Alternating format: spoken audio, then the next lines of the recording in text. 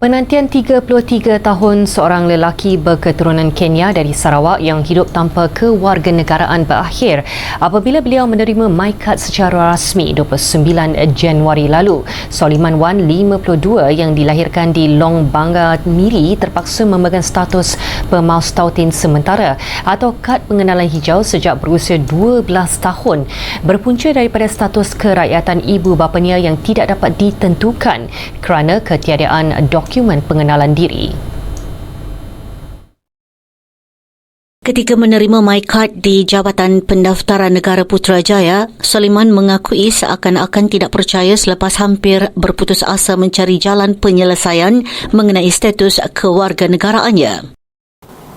Tapi untuk bagi saya tidak ada masalah. Saya belajar di SRK Kelapa Sawit No. 4 Subis.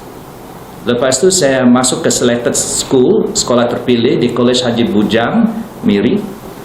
Dan lepas itu pergi ke College Abdillah di Kuching. Sejak usia 12 tahun, beliau hanya diberikan taraf penduduk sementara.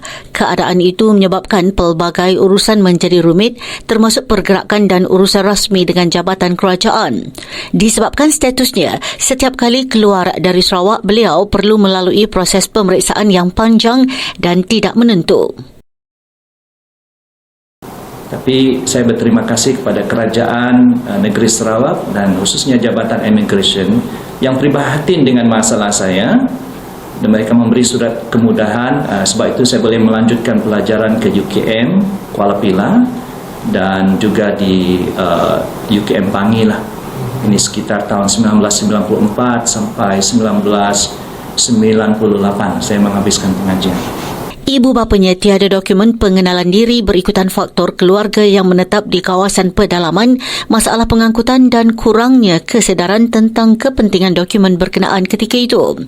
Namun, perjuangan beliau mendapatkan pengiktirafan sebagai warga negara tidak pernah terhenti. Sampailah kepada Datuk Seri Saifuddin Nasution. Saya sangat berterima kasih kepada beliau kerana beliau sungguh prihatin dan memahami permasalahan orang yang stateless seperti kita ini. Jadi sebab itu dia meluluskan permohonan kewarganegaraan saya.